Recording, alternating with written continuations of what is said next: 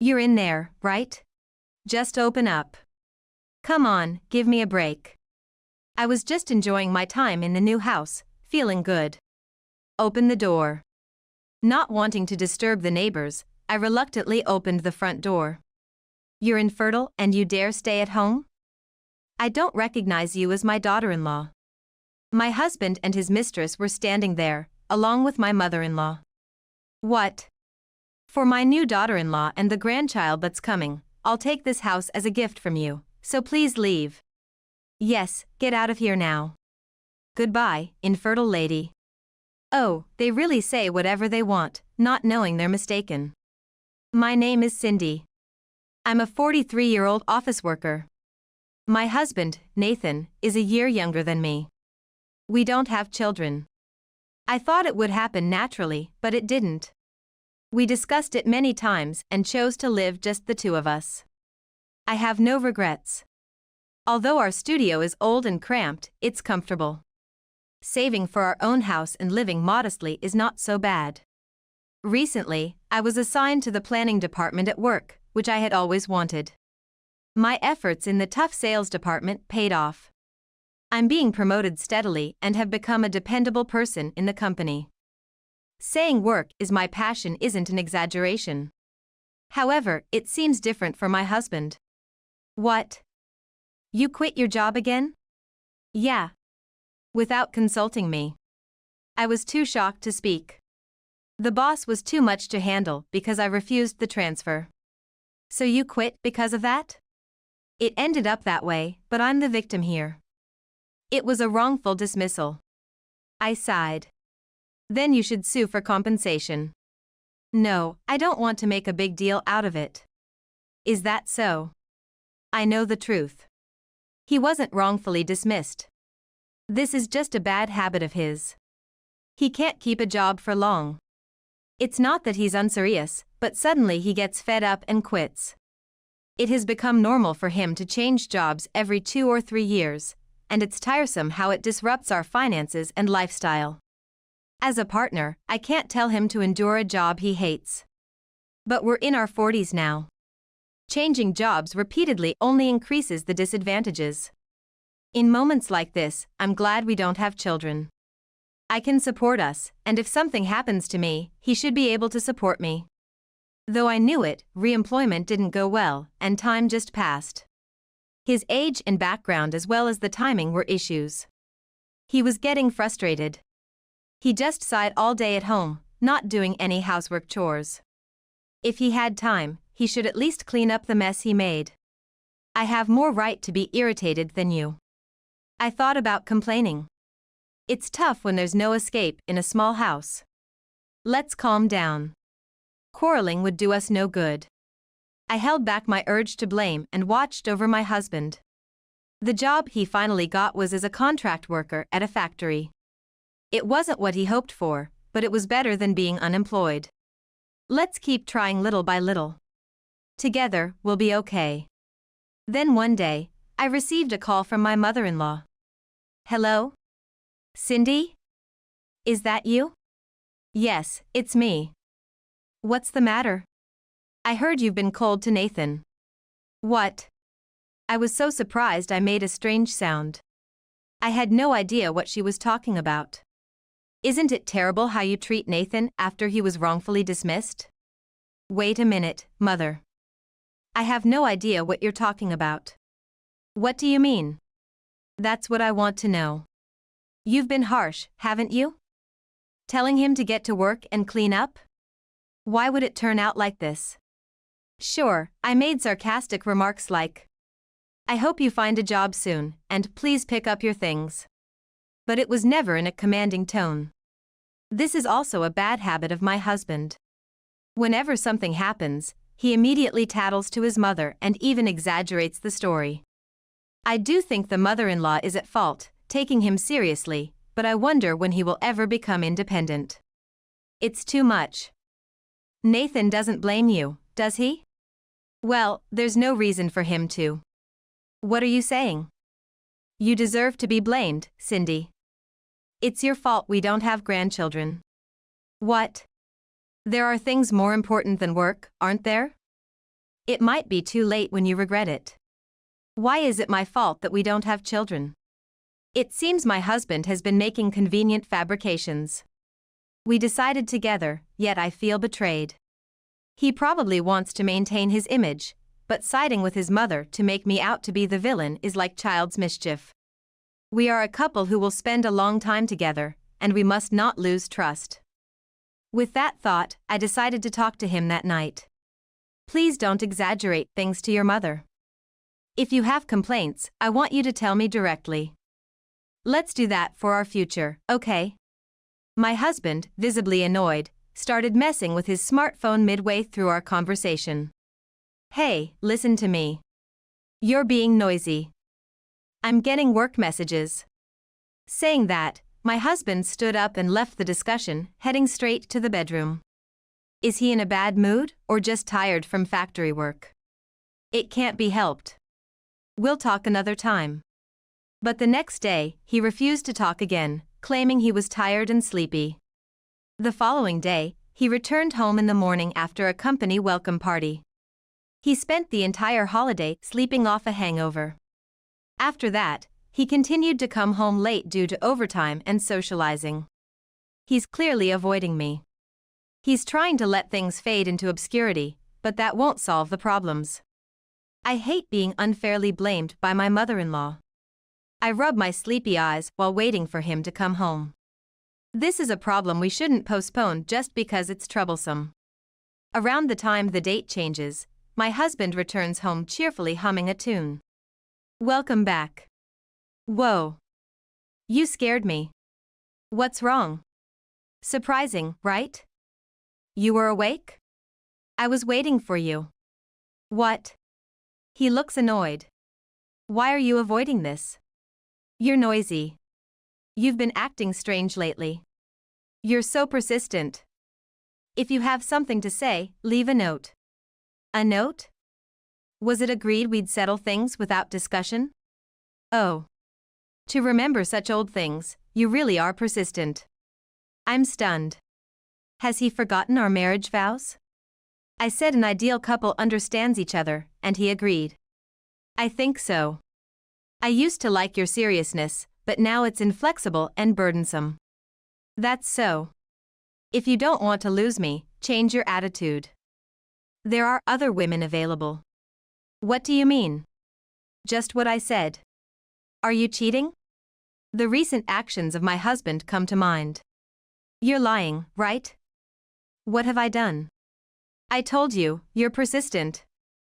Do you want a divorce? Don't say things like that. He clicks his tongue, pulls out a green paper from his bag, and thrusts it at me. It's a filled-out divorce form. Why this?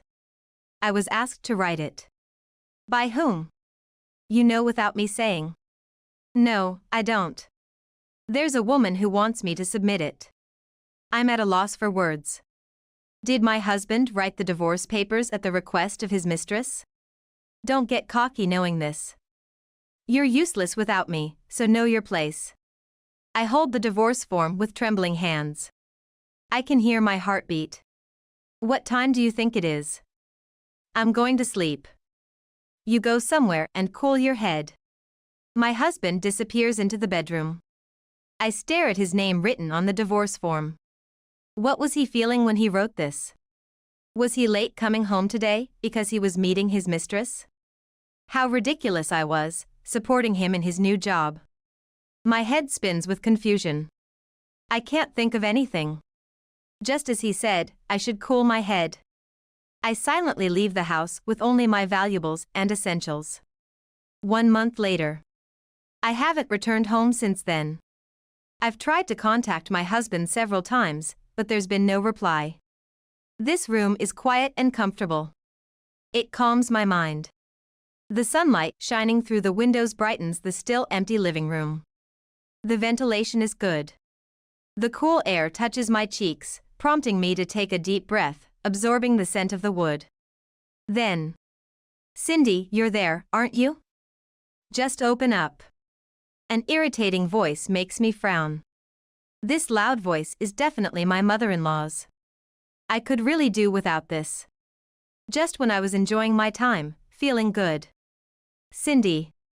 Not wanting to bother the neighbors, I reluctantly opened the front door, making an obviously annoyed face. I knew you were here. It's been a while, she said happily, trying to push her way inside, so I pushed her back. Please wait a minute. Why? What's wrong? I thought. Can't you see my face? I'm refusing you. Wow, this place is pretty nice. Behind the mother-in-law, for some reason, my husband was there. And who's this young girl standing next to him? Smells like a new house. It's nice. Yes, it's really nice. The three of them naturally tried to come into the house. They're incredibly bold. Wait. How did you find out about this place? Why? First, answer my question. Why do you always treat Nathan so terribly? What? Leaving everything behind and running away from home, you're the worst wife. Just because you don't like Patty. Patty. Ah, that girl. I see, she's approved by my mother-in-law. Wait. Did I run away from home? I thought I was told by my husband to go somewhere, and felt like I was kicked out. My husband, cozying up to the gal, provocatively looks at me. It's a spec home, but the room count is just right, and the interior taste is not bad. For that, I'll forgive you for buying a new house without permission. What? But, living together is impossible. After all, being infertile makes you look bad in society. What are you even talking about? Be thankful for the time I've spent with you. What? Confused, I tilt my head. Nathan, I'm tired. I want to sit down. Sure, Patty, sorry. Cindy, let Patty sit inside. No. What? Patty is pregnant with Nathan's child. What? Pregnant? This is news to me. Yet, surprisingly, I don't feel much shaken. Why is that? After so many shocking events, I can't believe this is reality, or perhaps I don't feel anything anymore. You should respect a pregnant woman, right? I guess you wouldn't understand, being infertile. Oh, is that so? Don't you get it? I don't recognize you as a daughter-in-law anymore. I'll take this house as a gift from you, so please leave. Yeah, get out of here quickly. Yeah, goodbye, infertile lady. How can they say such things without realizing their own misunderstandings? I won't give you this house as a gift. Even if you tell me to leave, this house is in my name. What? Besides, we are already divorced, aren't we? What? Surprised husband and mother-in-law. Is it really so surprising? Weren't you the ones who handed me the completed divorce papers? What do you mean, Cindy? Weren't you planning to start a new life with us? I never had such intentions. The mother-in-law flusters and the husband rages. What are you saying? This house was bought with my money. What?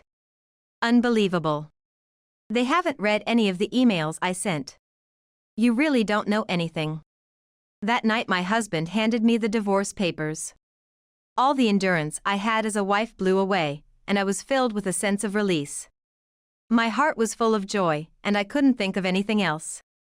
What, is my free life starting now? When I realized this in excitement, I felt dizzy. Excitedly, I signed the wife section of the divorce form and submitted it first thing the next morning. I neatly divided the savings and transferred half to my husband's account. Given how much I've earned over the years, I think most of the savings are mine, but I wanted to avoid any disputes. I sent an email saying, "Let's discuss this through lawyers from now on." I spent half of the savings I split with him and the bonus I received later as a down payment to buy a new house. I covered the rest with a loan. A loan? How can a homemaker get a loan? I'm amazed by my husband, who sounded sort of looking down on me. Well, if you hadn't been constantly changing jobs, maybe you could have gotten a loan. What? You wouldn't know since you don't manage the household finances, but my salary is twice as much as yours. This seemed to hurt his pride, and he was shaking with anger, and even Patty looked shocked. Nathan, this isn't what you told me. You said we'd live in a luxurious new house, didn't you? Oh, calm down, Patty. Poor man, my ex-husband, was really shaken up. I've been the one supporting our finances all this time. To think he planned to live with his new wife and mother-in-law too, it's outrageous. Cindy. She seems about to boil over with anger. This is unforgivable, it's fraud. Mother, who wrote the divorce papers first? And who encouraged him to write them? It was that girl there, your future daughter-in-law, right? It's great that you have a grandchild on the way. Anyway, we will take the house too. Her nostrils flare with arrogance. As I have said, that's impossible. Such a big house is too much for you alone, isn't it? I plan to live here with my parents eventually. What? What is this daughter-in-law saying? No, I am no longer your daughter-in-law, we have nothing to do with each other.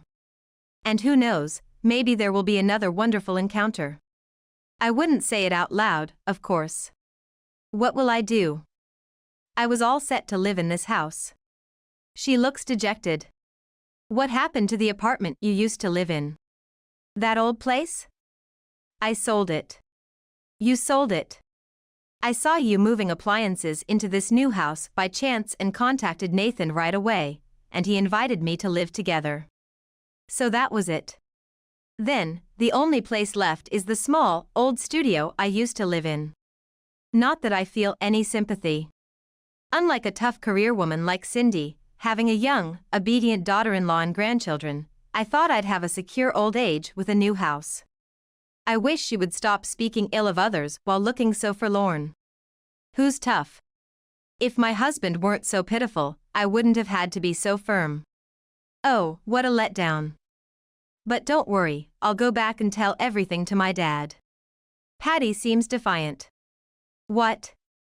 Wait, that's... If my dad gets angry, it will be serious. You better take responsibility. Patty, please, not that. As for why my husband got this young gal pregnant, she was an office clerk at his company, and one thing led to another. After a drinking party, he brought her home on a whim, and surprisingly it just happened. She wasn't just a regular employee, but actually the daughter of the factory manager. Raised in a girls' school, this lady, despite her flashy looks, had no experience with men. Indeed, my husband was her first partner, and of course, she had no idea he was married. She believed his typical adulterous line. My wife and I have grown apart, I'm about to get a divorce. She even went to the trouble of preparing a divorce form for him. That's good, she seems to become quite a capable wife. May she find happiness? Well, that settles it. Please feel free to do as you please from here. Wait, please. He clings to the door as I close it, which makes me feel scared. Cindy. Don't you have any maternal feelings? What do you think of the new life about to be born? Yes, he is right. We will take this house as a gift for the birth. I said with a full smile to my desperate ex-husband and former mother-in-law. Congratulations, goodbye. I mercilessly close the door and lock it. I'll leave the rest to my lawyer. But it wasn't as simple as I thought. After all, people who demand someone else's house won't back down easily. I can ignore the resentful emails from my husband by replying, "Please communicate through lawyers." But the problem is the mother-in-law. She leaves long messages on the answering machine, which are truly annoying. Because of you, I've become a homeless old woman. Could you at least arrange another apartment for me? This house is too cramped and suffocating. When I told Patty to do the housework, she said, "Why don't you do it?" What am I supposed to do now? I'd like to delete these voicemails right away, but they might be useful, so I'll save them. Their demands might escalate. After all, they are shameless people. Then one day, an unwelcome guest arrived at my house. The doorbell rang without prior notice, and I thought it might be Nathan or his mother, so I considered calling the police while clutching my smartphone. There stood a stern-looking man with piercing eyes. I'm on guard. This man, I feel like I've seen him somewhere before. But I couldn't possibly know such a rugged man. Could this be a scam disguised as a door-to-door sales pitch? May I ask who you are? I am Robert, the factory manager. Suddenly, it struck me. Patty's father, the factory manager. That's right, that girl said she would. Tell her dad. Nathan and Patty appear behind the factory manager, smirking. They've brought some strong reinforcements. Dad, tell her. Father, please make her suffer. The factory manager's lips turn into a frown, and he furrows his brow, clearly very angry. What if he demands a nuisance fee or childbirth expenses? As I decide to call the police and look at my smartphone, I must say, yes. The factory manager apologized deeply. I am terribly sorry. After saying this, he glared at Nathan and Patty and forced them to apologize to me. Apologize, you too. What? Dad? Why? This isn't what we talked about. I watch in astonishment. What on earth is going on? Don't misunderstand. I brought you here to apologize to this lady. What? I truly am sorry. My daughter has taken your husband and even demanded your house. Yes, that's correct. Nathan and Patty start to panic. Dad, you knew? Yes. All those stories about being deceived or having your house taken away, weren't they all lies? Where did you hear that? Nathan's mother told me everything. The factory manager clenches his teeth in anger. He says he was seduced by the former mother-in-law. Now that we're family, let's get along well, in many ways. Your daughter stole my son. We should get along just as well. You only have to buy me an apartment, and you can visit any time you like. Of course, the factory manager politely declined. I'm speechless. To think she was my mother-in-law. Nathan, all you do is talk about what suits you, and I'm disappointed in you and your mother. That's not fair. I've always been faithful to my wife. Don't joke. Stop it, Dad, you're scaring me. You too. What? I've spoiled my only daughter too much. Neither of you is needed at my factory. There's a place with a devilishly tough work environment. Go work there and rethink your lives. What? The factory manager then turns to me and says, does this suffice as an apology? Yes. Why would you go to such lengths? I would like to maintain a good relationship with you moving forward. I was utterly confused and once again found myself staring at him as he was smiling. Then, it struck me. That's right, from long ago. He was the head of the administration department at a company I frequently dealt with during my sales career. Oh, I didn't recognize you, I apologize for that. Now it was my turn to apologize. There's been a merger, and now I'm managing a new factory. It's understandable that you didn't recognize me. I see. I couldn't believe it when I first heard that your husband was working at my factory.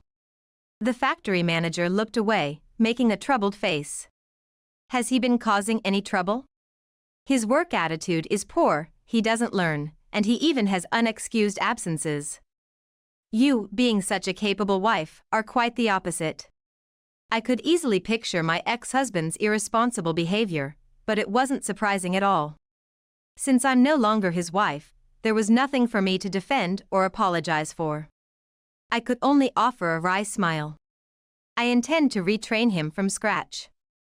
I'll make sure he never has to come here again. Nathan had become small, and Patty looked displeased. You were always good at training newcomers. Yes, I am quite strict. I'm cheering you from afar. Even with Robert's efforts, reforming Nathan seemed doubtful. Ultimately, it's up to him to change his ways, especially for the sake of the innocent baby about to be born. There's one thing I regret not clarifying, the misconception that infertility was my fault. We had once visited a hospital together to investigate the cause of our infertility. It turned out I had no issues, but my husband was diagnosed with asthenozoospermia. While natural conception wasn't impossible, it was unlikely. Whether Patty's pregnancy was a miracle, or whether they were just extraordinarily compatible, or if the child was someone else's, I no longer care. It was during a work-related call that the factory manager updated me.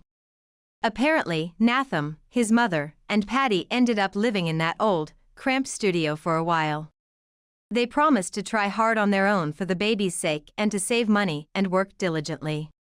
But soon, Patty couldn't stand that life anymore. No wonder. My husband probably didn't realize, but living on his income alone would be barely manageable, or could be even impossible. If 3 adults lived freely without saving, the savings I gave him at the time of our divorce would quickly run out. Patty moved back to her parents' home after giving birth and never returned. In the meantime, Nathan quit his job because he hated it.